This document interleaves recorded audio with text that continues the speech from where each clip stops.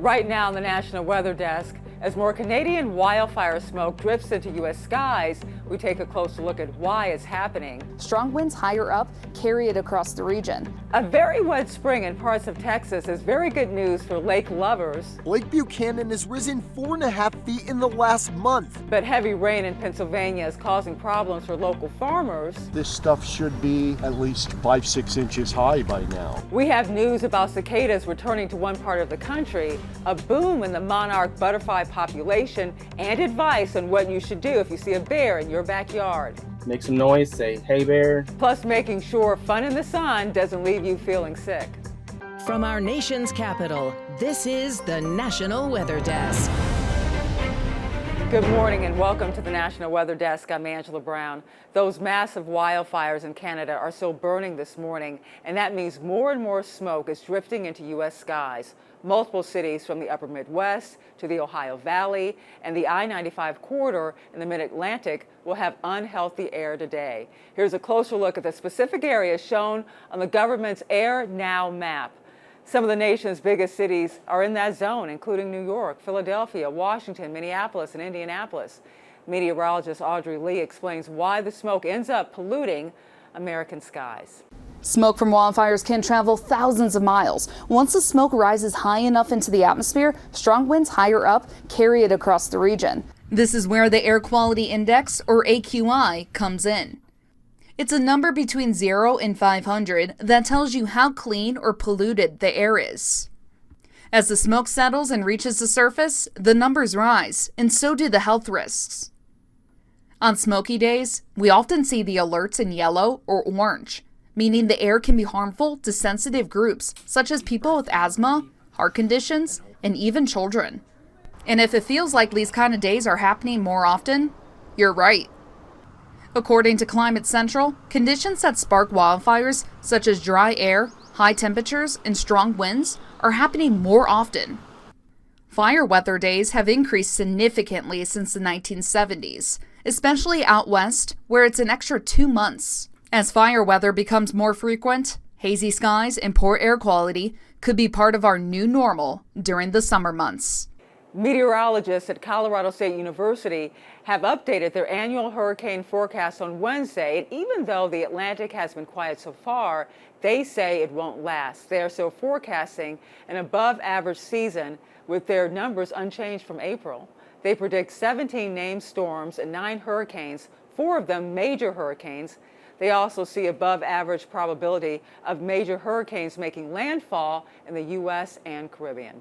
While the Atlantic is quiet, the Pacific remains busy. Tropical storms Barbara and Cosme are no more. The National Hurricane Center is still watching 2 areas of low pressure. The one in red now has a 90% chance of becoming a named storm in the next week. The area in yellow has just a 20% chance. The next storm in the Pacific will be named Delilah. Abilene, Texas saw flash flooding last night. Severe storms and heavy rain swept through the region after 6 o'clock. Many roads were not passable. On others, drivers tried to get through fairly deep water. May and June have been unusually wet months in Texas. As Vinny Martorano shows us, the water has boosted Austin area lakes to levels not seen in years.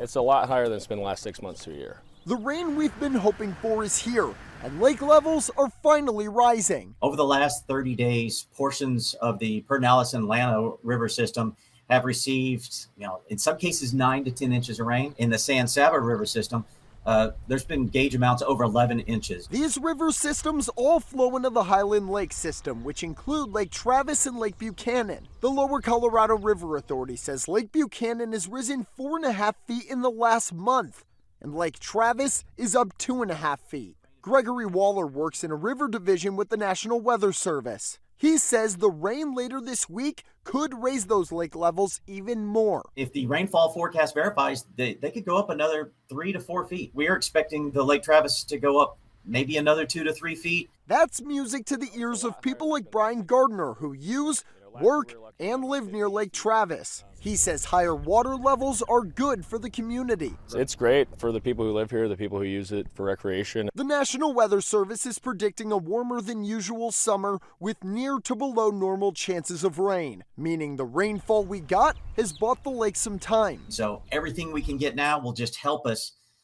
weather the summer and get into those fall months.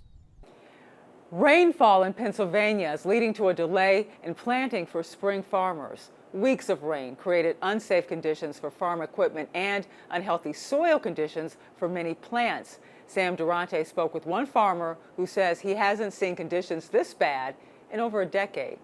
This time of year, a dirt-covered landscape is an unusual sight for O'Malley's farmland. The farm doesn't look like much because it's all seeds just germinating out of the ground, where this stuff should be at least 5-6 inches high by now. Low temperatures mixed with wet conditions created the first delay owner Jerry O'Malley has encountered in over 10 years. There are cucumbers and pickles coming up right here. And them vines should probably be about a foot long already.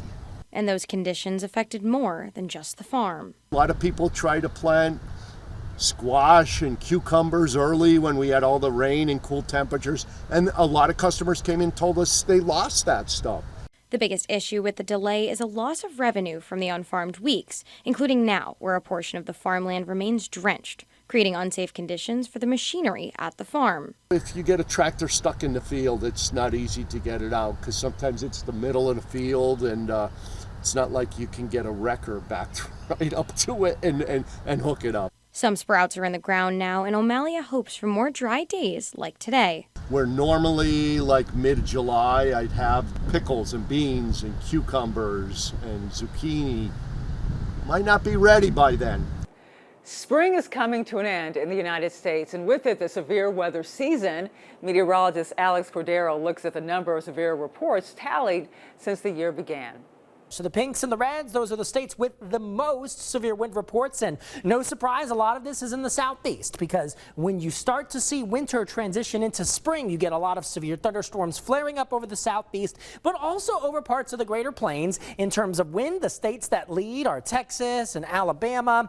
Georgia with 478 as well. That's a big number for Georgia. What about hail reports? Well, hail reports have peaked a little further to the west in parts of the Greater Plains. These are the states that tend to favor hail reports. And when you're talking severe hail, it's quarter size or greater. That's when it could actually start bringing damage. States in the southeast don't typically see a lot of it, though. Again, states in the Greater Plains tend to do so as well. What's really interesting is the tornado reports. Now, Tornado Alley is the Greater Plains up to the north into parts of the upper Midwest, but for the last few years we've seen an increase over the Tennessee Valley in the southeast, and that again continues with Alabama and Mississippi really seeing a brunt of the activity. Texas, unsurprisingly, still in first place. Parts of central Pennsylvania are buzzing. The emergence of cicadas has been explosive in some areas. Meteorologist Ed Russo has more about the brood that surfaces every 17 years. It's the sound of love, 17-year cicada style. But wait, didn't this just happen 4 years ago? Let me explain. 2025 is the emergence of brood 14, one of the 15 broods of periodical cicadas that emerge in different years across the central and eastern U.S. 2021 was brood 10, the largest in numbers and geographic scale. The loud singing performed by the males only. So picture this, you're into someone that you've never met, and you want to walk up to them and sing a love song as loud as you can in their face, hoping that that's going to win them over. That's the cicada mating ritual. It's loud, it's desperate, it's bold, and these two, they found each other. And they go out and sing this song on a limb. That takes guts, serious bug guts. This year, one of the brood 14 hotspots is Cove Mountain in Perry County. Buddy Boy Winery and Restaurant near Duncannon is in the heart of all the buzz. This is a natural phenomenon that most people will never see. And what I like about it is it helps every animal in the ecosystem. Birds, turtles, everything. You see everything eating them. There's too many cicadas for their predators to eat them all. It's been theorized that they emerge on an odd prime number of years like 17 to trick their predators with much smaller life cycles. Sounds like math may be one of the cicada's key survival strategies. And coming up on the National Weather Desk, bear sightings are on the rise. We'll hear from one Rhode Island man who came face to face with one in his own backyard. And monarch butterfly populations are on the rise after years of decline. We'll find out what's helping them rebound.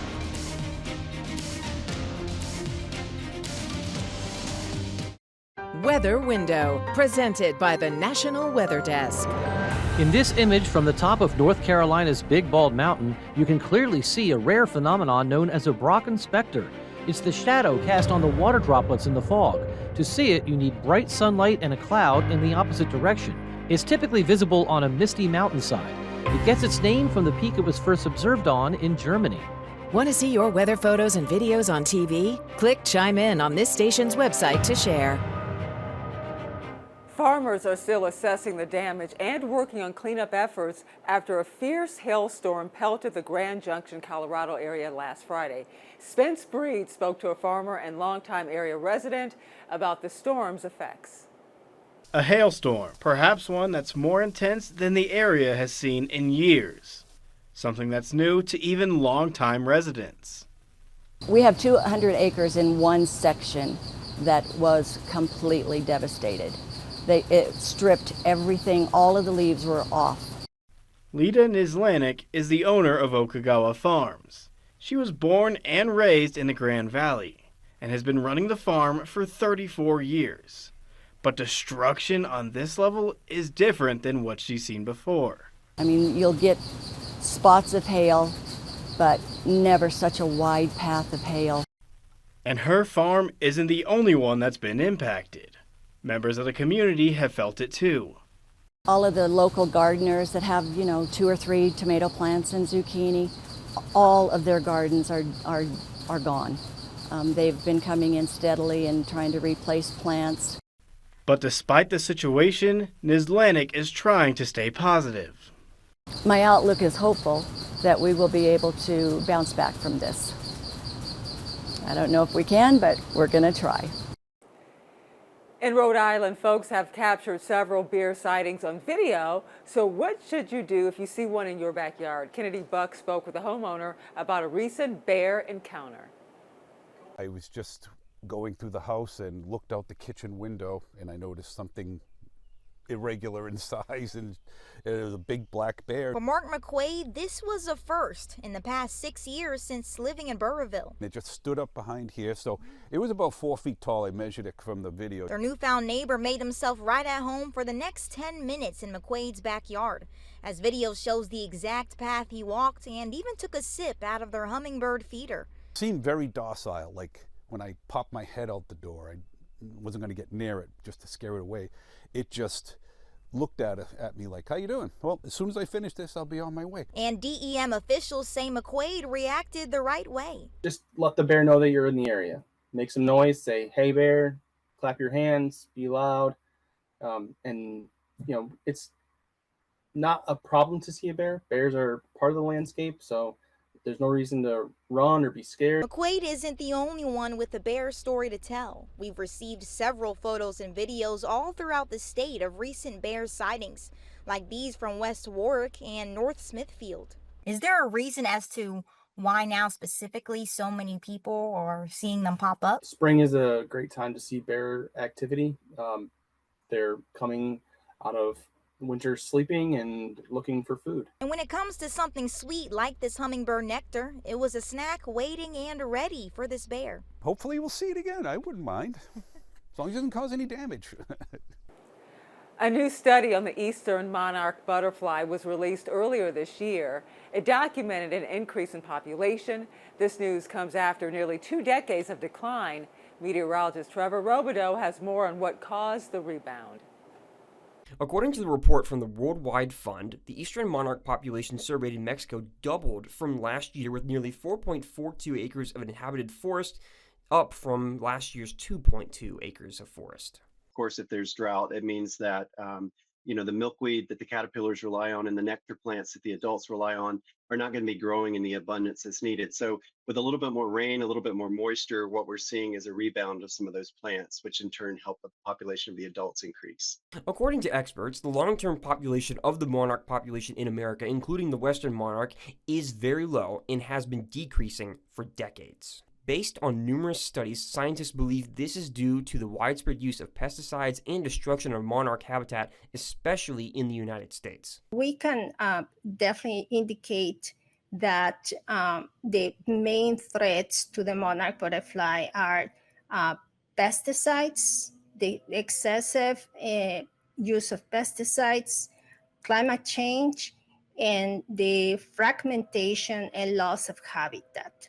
Balt says further decrease in their numbers has a larger impact. So I think, there are a number of factors, not just because there are not enough of these butterflies in the landscape doing things like pollinating, for example, but also just because they are less able to defend themselves against unforeseen circumstances. Experts believe action must be taken soon in order to avoid further population collapse. It starts with providing better living conditions for the monarchs. North of the border, I think we have a lot of work to do here in the U.S. to reduce both pesticides, particularly in the form of neonicotinoid pesticides that are found on corn and soy pretty ubiquitously across the country, which are impacting monarchs, but also reducing the use of glyphosate, which is one of the leading drivers in terms of depleting that milkweed that the monarchs need for rearing their young.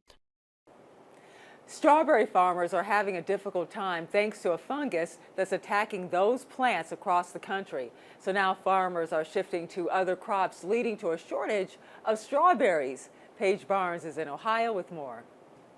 Blackberries are saving the day for farms impacted by Neopestalotiopsis, or Neop for short. Blooms and Berries in Loveland says it would have been an uphill battle if it had tried to produce strawberries. We had hints of that disease 2 years ago, and so I kind of knew what we were up against once the whole industry came out and said this is what it is, and I had a better understanding, and I think we were fortunate that we were able to step out of it this year and not really try to fight it. Stokesbury Farm in Wilmington just canceled its U-pick. Red Barn Farm in Dry Ridge ended theirs early because it ran out of strawberries. Prope says the family didn't want to cancel the U-pick experience, so they had to pivot to something hardier. And the berries look pretty good for next month. But no worries, he says the strawberries should make their return in 2026. Right now, we've got 125,000 strawberry plants on order.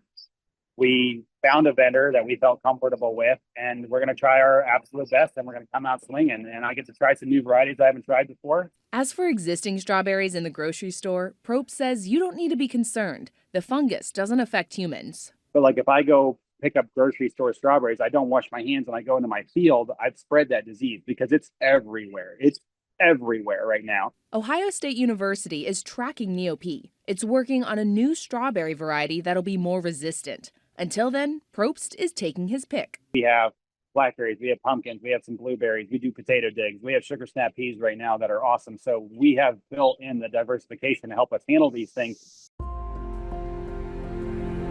And time now for a short break, but first we soar over Italy's Fucine Lakes.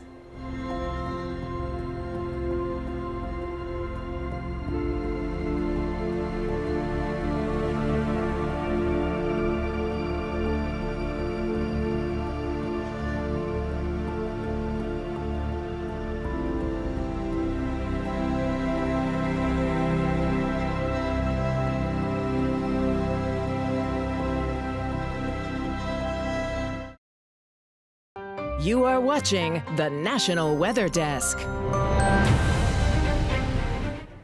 Summer is just about here, and that means more time in the sun. Meteorologist Christina Ernie posted sun safety tips on TikTok. Take a look. It's officially meteorological summer. Time to hit the beach with 5 tips for sun safety you might not immediately think of. First, use sunscreen on more sensitive areas of your skin you might usually skip. So try chapstick, for instance, with SPF in it.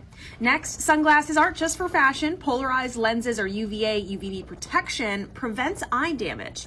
Next, sun protection from umbrellas is great, helping to shade you from the most powerful rays, but you have to choose the right umbrella. This one from Anchor Works shields the most harmful rays and also withstands 25-mile-per-hour sustained wind, gusts also in the 40s. You're getting more sun than you think when it's windy and the umbrella is moving around, so make sure you still have that SPF on. Also, when you're sitting under an umbrella or just out on the beach, the sun's rays can reflect off the ocean, sand, and cement. Enjoy your outside time and don't forget to reapply.